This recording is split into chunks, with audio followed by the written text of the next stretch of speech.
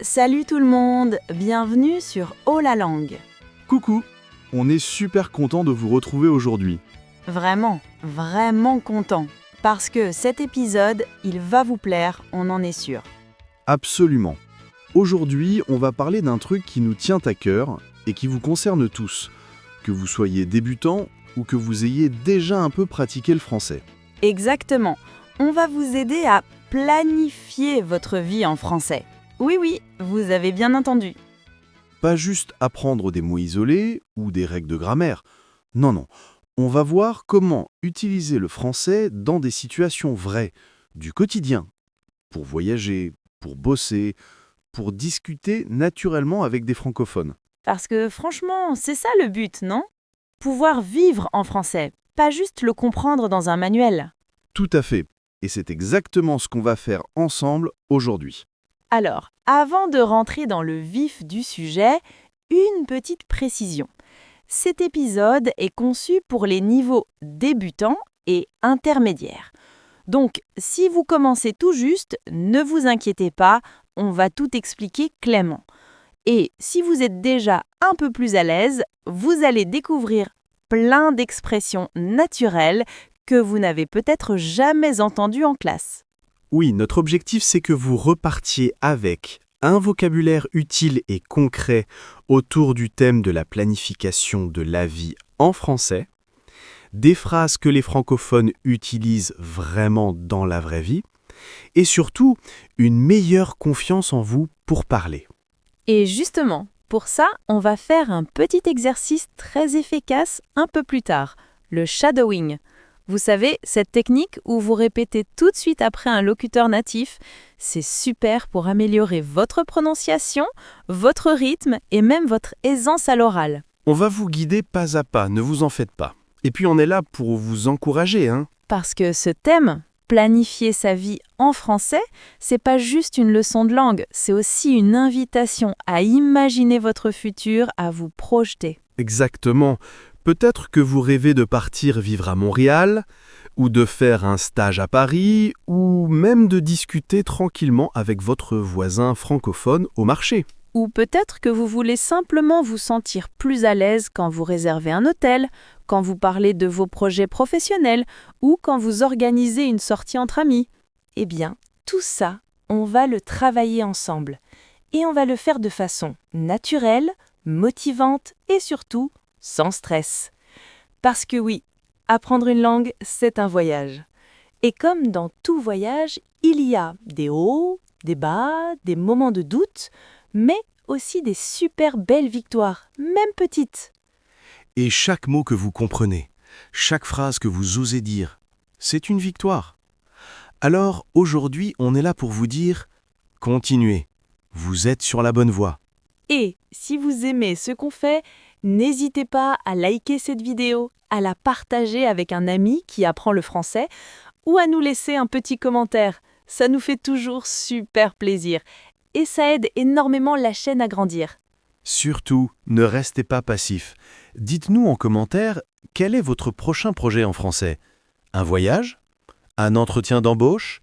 Une conversation au café? On adore lire vos messages. Allez, on y va? Parce qu'on a plein de choses à vous apprendre aujourd'hui. Et on commence tout de suite avec un petit aperçu du vocabulaire essentiel que vous allez entendre dans les dialogues. Mais avant ça, respirez un coup, souriez et dites-vous que vous êtes capable. Parce que oui, vous l'êtes. Bon, alors, prête à planifier votre vie en français? C'est parti. Alors, avant de plonger dans nos dialogues, on va faire un petit tour du vocabulaire clé qu'on va entendre tout au long de l'épisode. Oui, parce que si vous connaissez déjà les mots, vous allez comprendre beaucoup plus facilement ce qui se passe dans les conversations. Exactement. Et on va pas juste vous jeter une liste de mots comme ça. On va les dire, les expliquer et vous montrer comment ils sonnent dans une vraie phrase. On va faire simple. Je vais dire chaque mot ou expression à vitesse normale et Lucie va d'abord le prononcer lentement pour que vous puissiez bien l'entendre. Ensuite, on vous donne la signification, la catégorie grammaticale, genre c'est un verbe, un nom, une expression et surtout un exemple concret. Allez, c'est parti. Première expression. Je compte partir en juin. Je compte partir en juin. Alors ici, le verbe important c'est compter. Mais attention, pas dans le sens de 1, 2, 3, non. Ici, ça veut dire avoir l'intention de ou prévoir de. C'est super courant à l'oral. Par exemple, si vous dites « Je compte visiter Lyon cet été », ça veut dire que c'est dans vos projets que vous y pensez sérieusement. Deuxième mot, un logement. Un logement. C'est un nom masculin et ça veut dire un endroit où on habite. Un appartement, une chambre, une colocation. On utilise souvent ce mot quand on parle de chercher un endroit pour vivre, surtout dans un nouveau pays ou une nouvelle ville. Par exemple, je cherche un logement pas trop cher à Bordeaux. Troisième expression, poser des vacances. Poser des vacances. Ça peut surprendre, hein, on ne pose pas les vacances comme un sac, mais en français, c'est l'expression qu'on utilise au travail. Oui, quand vous demandez des jours de congé à votre patron, vous dites « Je voudrais poser une semaine en août ». Super utile si vous travaillez en France ou dans une entreprise francophone. Quatrième mot, s'installer. S'installer. C'est un verbe pronominal, donc n'oubliez pas le se. Ça veut dire commencer à vivre quelque part de façon stable. Par exemple, après mon stage, je pense m'installer à Montréal. Ou même, on s'est installé dans le sud il y a 2 ans.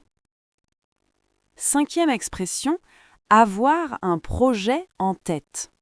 Avoir un projet en tête. Littéralement, ça veut dire avoir une idée précise dans la tête. Mais en vrai, on l'utilise pour dire qu'on a un plan, une intention. Genre, j'ai un projet en tête pour l'année prochaine. Apprendre le français et déménager. Sixième mot, un entretien. Un entretien. Attention, en français, on dit souvent un entretien d'embauche pour parler d'un job interview. Oui, donc si quelqu'un vous dit « j'ai un entretien demain », il ne parle pas d'une discussion tranquille. Il parle d'un moment un peu stressant, mais super important. Septième expression, mettre de l'argent de côté. Mettre de l'argent de côté. C'est une expression imagée, mais très claire. Ça veut dire économiser, garder de l'argent pour plus tard. Par exemple, je mets 50 € de côté chaque mois pour mon voyage en France. Et enfin, huitième mot, s'organiser. S'organiser. Encore un verbe pronominal. Ça veut dire planifier sa vie, gérer son temps, ses tâches. On l'entend tout le temps. Il faut que je m'organise mieux si je veux réussir mes examens. Ou même, on s'est bien organisé pour le déménagement. Alors, petite astuce au passage. Quand vous entendez un verbe avec se devant, comme s'installer, s'organiser, pensez toujours à l'action sur soi-même. C'est souvent une clé pour comprendre le sens. Et n'hésitez pas à répéter ces mots à voix haute maintenant, même tout seul dans votre chambre. Plus vous les dites, plus ils deviennent naturels. Bon, maintenant que vous avez ces mots en tête, On va les entendre dans de vraies conversations. oui, 3 dialogues tout simples mais super réalistes. Et on les joue d'abord lentement pour que vous puissiez tout capter. Allez, on y va ? Prêt ? C'est parti pour le premier dialogue. Alors, on commence avec le premier dialogue. Il se passe entre Julie et Pierre, 2 amis qui discutent de leur projet pour l'été. C'est une conversation toute simple, mais justement, c'est exactement le genre de truc que vous pourriez entendre dans un café, en terrasse, un samedi après-midi. Salut Pierre. Alors, tu as des projets pour l'été ? Oui, je compte partir en juin. J'ai déjà réservé mon billet. Ah bon ? Où tu vas ? À Lisbonne. Je veux profiter du soleil et peut-être m'installer là-bas plus tard. Sérieux ? C'est génial. Tu as déjà un logement ? Pas encore, mais j'ai un projet en tête. Je vais d'abord faire un essai d'1 mois et si ça me plaît, je cherche un appart. Trop cool. Moi, je mets de l'argent de côté pour voyager aussi. J'espère partir en août. Parfait. On se retrouve au Portugal? Avec plaisir. Voilà. Doux, clair et plein de vocabulaire qu'on vient juste de voir, non? Exactement. Vous avez entendu « je compte partir »,« m'installer »,« un logement »,« un projet en tête »,« mettre de l'argent de côté », tout y est. Maintenant, deuxième dialogue. Cette fois, c'est Anne et Fabien, deux collègues qui parlent pendant la pause déjeuner. Et là, on entre un peu plus dans le monde du travail, mais toujours de façon naturelle, hein? Tu as posé tes vacances finalement? Oui, j'ai posé 2 semaines en juillet. Je dois m'organiser pour tout boucler avant. Tu pars où? En Italie, j'ai toujours rêvé de visiter Florence. Super idée! Moi, j'ai un entretien la semaine prochaine pour un nouveau poste. Ah bon? Félicitations! Tu creuses les doigts? Évidemment, si ça marche, je pourrai enfin m'installer dans un quartier plus calme. Je te souhaite bonne chance. Tiens-moi au courant. Promis. Vous voyez comme c'est fluide? Rien de rigide, rien de formel. Juste deux personnes qui échangent leurs nouvelles. Et encore une fois, plein d'expressions utiles. Poser des vacances, s'organiser, un entretien, s'installer. Et maintenant, le troisième et dernier dialogue. Ils mettent en scène Florent et Mélanie, un couple qui planifie leur avenir ensemble. C'est un peu plus personnel, mais toujours dans un langage simple et accessible. Tu crois qu'on devrait déménager l'année prochaine? Peut-être. J'ai un projet en tête. Trouver un logement plus grand, avec un jardin. Ça me plairait bien. Mais il faudra qu'on s'organise financièrement. Oui, je commence déjà à mettre de l'argent de côté. Et toi, tu comptes changer de boulot? J'y pense. J'ai même un entretien la semaine prochaine. Vraiment? Pourquoi tu ne me l'as pas dit plus tôt? Je voulais être sûr avant d'en parler. Mais si ça marche, on pourra vraiment s'installer à la campagne. Ce serait parfait. On en rêve depuis des mois. Alors, qu'est-ce que vous en pensez? 3 petites conversations, mais tellement riches en expressions du quotidien. Et surtout, elles montrent comment on parle vraiment en français. Pas comme dans un manuel, mais comme entre amis, collègues ou en couple. Bon, maintenant que vous les avez entendus lentement, On va décortiquer les phrases les plus utiles dans la prochaine partie. parce qu'on veut que vous compreniez pourquoi ces tournures sonnent si naturelles. Et comment vous pouvez les utiliser vous aussi, dès aujourd'hui. Bon, maintenant qu'on a écouté les 3 dialogues, on va prendre un moment pour vraiment creuser quelques phrases clés. Oui, parce que ce qui fait la différence entre comprendre le français et le parler naturellement, c'est souvent ces petites tournures qu'on entend tous les jours. Exactement. Alors, on va en décortiquer 3 ou 4 phrases par dialogue. Celles qui reviennent souvent à l'oral, celles qui sonnent super naturelles et surtout celles que vous allez pouvoir réutiliser tout de suite. Et pour chaque phrase, on va faire 4 choses très simples. On l'a dit comme dans la vraie vie, on donne une traduction mot à mot, on explique ce qu'elle veut vraiment dire et on vous dit pourquoi elle est tellement utile. C'est parti. On commence avec le premier dialogue entre Julie et Pierre. Phrase 1. Je compte partir en juin. Mot à mot, ça donne « Je compte partir en juin ». Mais en vrai, ça veut dire j'ai l'intention de partir en juin ou je prévois de partir. Et c'est hyper courant. On utilise compter plus verbe à l'infinitif tout le temps à l'oral pour parler de ses projets, même s'ils ne sont pas encore 100% certains. Par exemple, vous pouvez dire « Je compte apprendre le français cette année », même si vous n'avez pas encore commencé. Phrase 2. J'ai un projet en tête. Littéralement, ça donne « J'ai un projet dans la tête Mais en français naturel, on dit en tête. Et ça veut dire j'ai une idée précise, je sais ce que je veux faire. ». C'est une façon fluide et courante de montrer qu'on a réfléchi, qu'on a un plan, sans être trop rigide. Phrase 3. Je mets de l'argent de côté. Littéralement, je mets de l'argent de côté. Et en pratique, ça veut dire j'économise, mais avec une image très claire.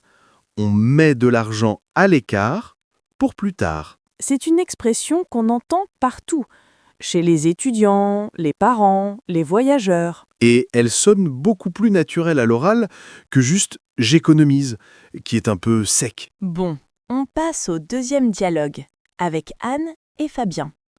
Phrase 4. Tu as posé tes vacances? Littéralement, tu as mis tes vacances. Mais en vrai, ça veut dire tu as demandé tes jours de congé au travail?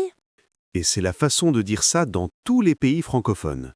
Si vous travaillez en français, c'est une expression à connaître absolument. Phrase 5. Je dois m'organiser pour tout boucler avant. Littéralement, je dois m'organiser pour tout finir avant.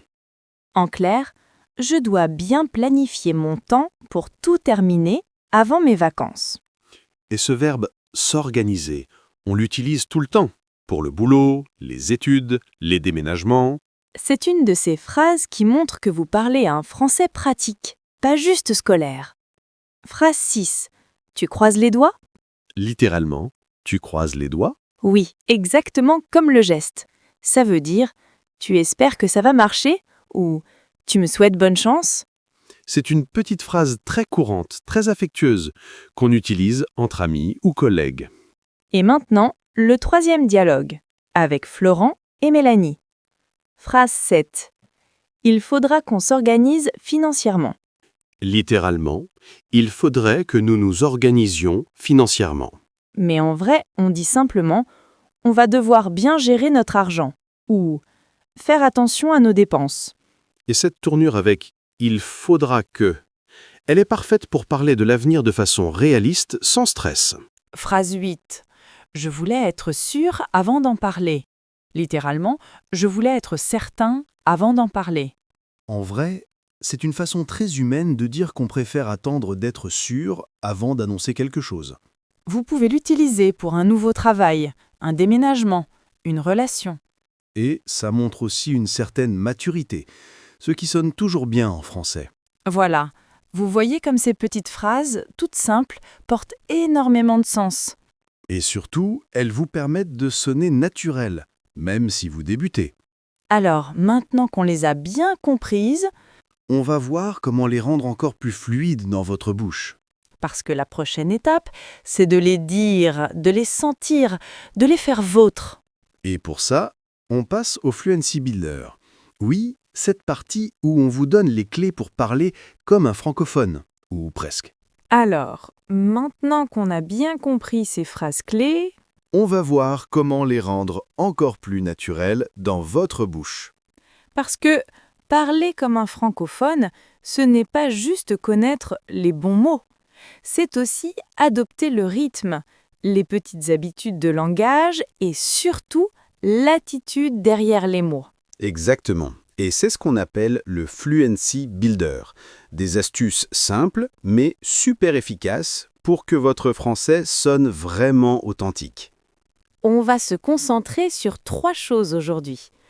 Les petites expressions qu'on glisse partout à l'oral, la façon de relier les idées comme le font les natifs, et quelques variantes naturelles pour éviter de répéter les mêmes phrases. Commençons par les mots tampons ou les marqueurs de discours. Ces petits mots qu'on utilise sans y penser, mais qui donnent tout de suite un air plus fluide à votre français. Par exemple, au lieu de dire juste je veux partir en juin, un francophone dira souvent en fait, je pense que je vais partir en juin ou je crois que je vais partir en juin, tu vois? Vous voyez, ces petits ajouts, en fait, je pense que, tu vois, ils ne changent pas le sens, mais ils rendent la phrase beaucoup plus naturelle, moins abrupte.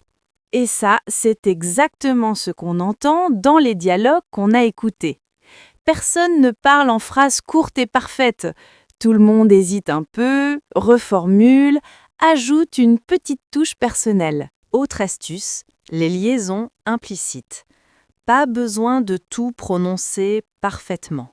Parfois, on avale un peu les mots, on les colle ensemble. Par exemple, au lieu de dire très distinctement « je dois m'organiser », à l'oral, ça devient souvent « je dois m'organiser », avec un « je » rapide, presque murmuré. Et ce n'est pas de la flemme, c'est juste le rythme naturel du français parlé. Ensuite, parlons des variantes.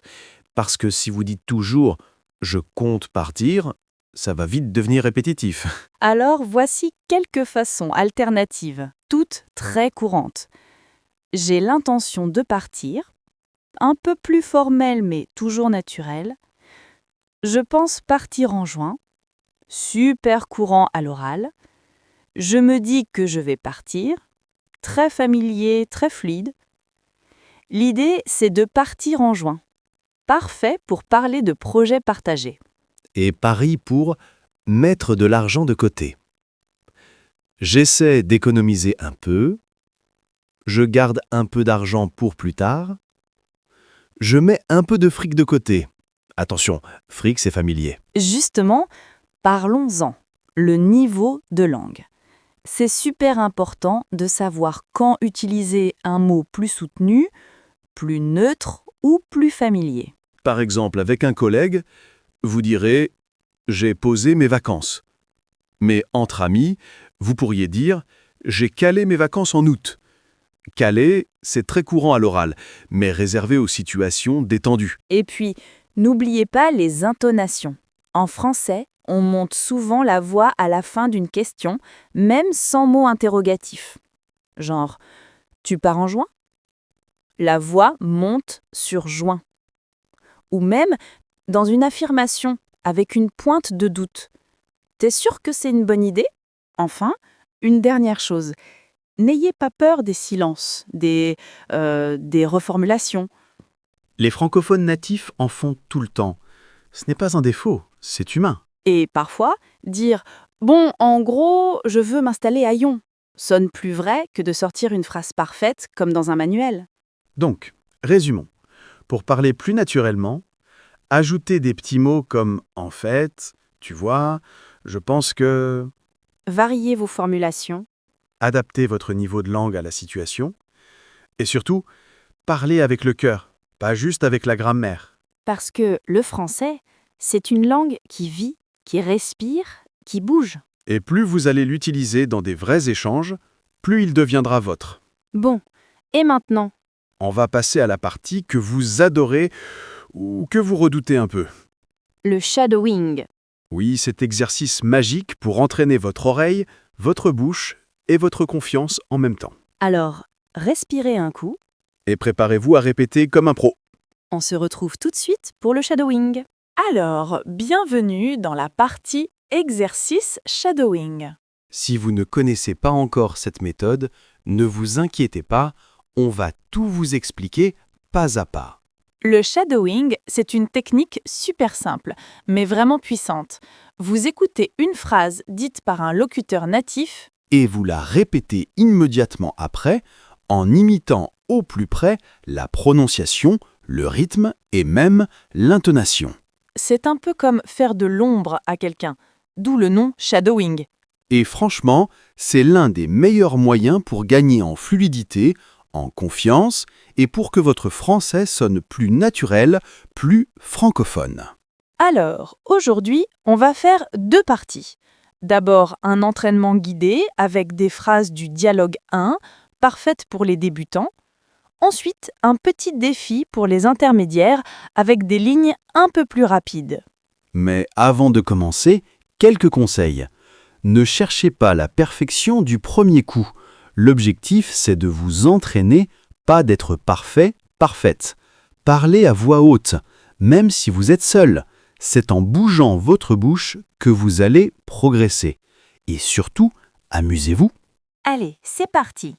On commence avec le dialogue 1 entre Julie et Pierre. On va prendre 3 phrases clés. Pour chaque phrase, voilà comment ça va se passer. On l'a dit une première fois à vitesse naturelle.